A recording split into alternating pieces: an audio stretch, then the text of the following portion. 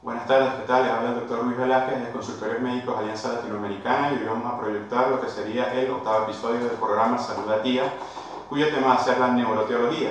Entonces, ¿qué es la neuroteología? Vamos a leer una definición que conseguí por acá. Fíjense, estudio de las actividades neuronales relacionadas con experiencias subjetivas de espiritualidad, ofreciendo un conjunto de hipótesis que explican este fenómeno. Entonces, básicamente es una pseudociencia, ¿verdad? Algo que parece una ciencia, que se encarga de analizar cuáles son los fenómenos que ocurren en el cerebro humano cuando la persona está meditando o está orando. Entonces, es un tema bastante interesante que yo quisiera tocar el día de hoy. Entonces, fíjense, lo primero que tenemos que tener en cuenta es que el cerebro es, en mi opinión, el órgano más importante del cuerpo humano, es el que coordina las actividades de los otros órganos y de los otros sistemas. Entonces, es importante considerar eso. El cerebro está constituido por 4 lóbulos: el lóbulo frontal, el lóbulo parietal, el lóbulo temporal y el lóbulo occipital aquí atrás.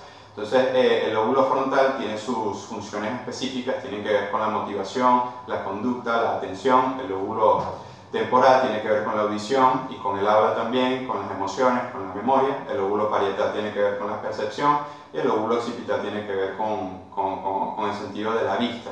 Más adelante van a haber otros episodios donde yo voy a ahondar más en la parte neurológica. Será también un episodio sobre Alzheimer, ¿bien? Entonces eso lo vamos a dejar para después. Lo que quería comentarles es sobre cómo las personas que estudian, que hacen el estudio de la neuroteología, obtienen la información meramente científica en este campo. Ellos lo que suelen hacer es tomar personas y durante un periodo de meditación o de oración le realizan un estudio parecido a una tomografía, que es una tomografía por emisión de positrones, ¿bien?, del encéfalo, y ahí se evidencia todos los cambios que hay en la actividad de las neuronas en el cerebro de la persona en el momento en que está orando, en el momento en que está meditando. Entonces, ¿qué han conseguido ellos con eso? Se ha visto que hay una actividad muy intensa a la hora de orar del lóbulo frontal, ¿bien? Entonces, ahondando más en esas funciones que les comenté del lóbulo frontal, fíjense, es el cerebro ejecutivo, tiene que ver con la atención, con la planificación, con la motivación y con la conducta. El lóbulo frontal es lo que realmente, o una de las grandes diferencias que el cerebro humano tiene por sobre el cerebro de otras especies aquí en el planeta Tierra. Entonces, es como la parte más evolucionada de lo que es el cerebro humano, ¿bien? De hecho, hay muchos casos de trastornos como la esquizofrenia, que son refractarios a tratamientos, pacientes esquizofrénicos que no mejoran con ningún tipo de tratamiento, de ningún tipo de medicamento, y entonces los psiquiatras los internan, los hospitalizan y tienen que hacer una ablación del lóbulo frontal. Estos pacientes quedan completamente abúlicos, ¿bien? O sea, quedan sin motivación, quedan sin iniciativa y con varios trastornos sociales. Entonces, eso para que tengan una idea de la importancia del lóbulo frontal, que es el que más se activa, tiene más actividad neuronal cuando la persona está meditando. Los científicos no lo saben porque tienen rayos X en los ojos, sino que ellos hacen este estudio de la tomografía por emisión de positrones, que es un estudio bastante sofisticado, bastante costoso, que por supuesto las universidades, sobre todo, que se encargan de hacer estos estudios de investigación, pueden costear, y entonces hacen este tipo de investigaciones. ¿Bien? Entonces, fíjense, aquí tengo varias información ya más de la antropología, que es una ciencia que estudia al ser humano, más que lo que es la medicina, que es por lo que yo abogo por ser médico. Fíjense lo que dice acá: la razón sola puede engañarme, debe estar influenciada por la emoción. Este es un dogma de la antropología, que tiene que ver que ellos dicen, muchos estudios serios de la parte antropológica, que toda decisión, por muy objetiva que sea del ser humano, cualquier cosa por muy objetiva que yo quiero hacer, siempre va a estar movida por la emoción. Bien, la parte de la emoción en el cerebro está muy bien especificada, que tiene que ver con el hipocampo, que es un sector específico del cerebro.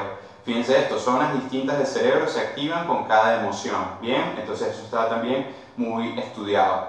Cuando una persona va a dar una opinión o un veredicto, por muy imparcial o por muy objetiva que quiera ser, siempre ahí hay influencia de la emoción de la persona. Otra afirmación de los antropólogos es que los humanos estamos cableados, o sea, estamos diseñados para creer, ¿bien? Entonces eso es importante tenerlo en cuenta. Fíjense, aquí la revista Nature, que es una revista muy importante, muy reconocida por la comunidad científica mundial, dice esto: La mente tiene redes para considerar a la religión como algo natural, por eso es que la religión a todos nos parece algo normal y cada quien tiene su fe. Hay un receptor, esto es muy interesante, fíjense en esto, hay un receptor de serotonina específico en personas con más preocupaciones religiosas. Es decir, se han hecho estudios en los cuales las personas que tienen experiencias religiosas, experiencias con la meditación más intensa, suelen tener un tipo de receptor específico para la serotonina, que es un neurotransmisor que tenemos todos en el cerebro. Bien, muchos estudios en la actualidad, o sea, el lugar que tiene la bandera en este tipo de estudios en la actualidad es la Universidad de Pekín, para que vean que sí es una corriente que se está tomando bastante en serio, ¿sí? Cuando una persona piensa en Dios, se activan las mismas zonas del cerebro que cuando se dirige a otra persona. Esto me pareció también, haciendo la investigación, bastante interesante. Se ha visto que una persona está orando, está dirigiéndose a Dios, en el cerebro se activan las mismas zonas que se activarían si esa persona estuviese hablando con el vecino, con un familiar, con un amigo. Eso es bastante interesante.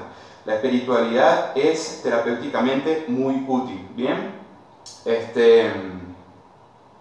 muchos hospitales en la actualidad están ahorita desarrollando áreas o lugares físicos dentro del hospital destinados a la meditación y a la oración de los pacientes que están hospitalizados con enfermedades crónicas o catastróficas.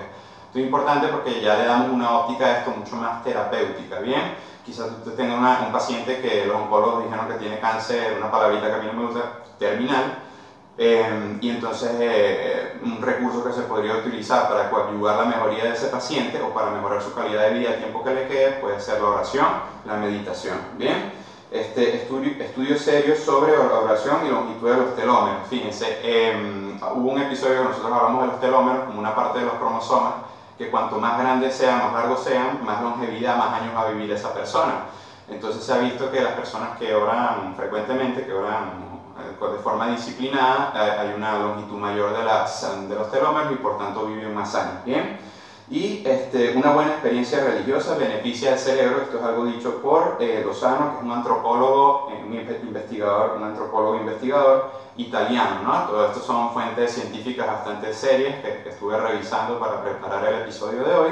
Y un dato importante es que en el mundo en la actualidad hay aproximadamente 7.000 millones de personas, de las cuales 6.000 millones de personas pertenecen a alguna religión o creen o tienen alguna fe, y hay aproximadamente 1.000 millones de ateos. Bien, un tema bastante interesante que me gustó traerles el día de hoy porque tiene un enfoque terapéutico bastante prometedor, ¿no? La parte de la recuperación de los pacientes, que mejora la recuperación de los pacientes con enfermedades crónicas catastróficas. Bien, entonces espero les haya gustado esta revisión, este episodio de hoy.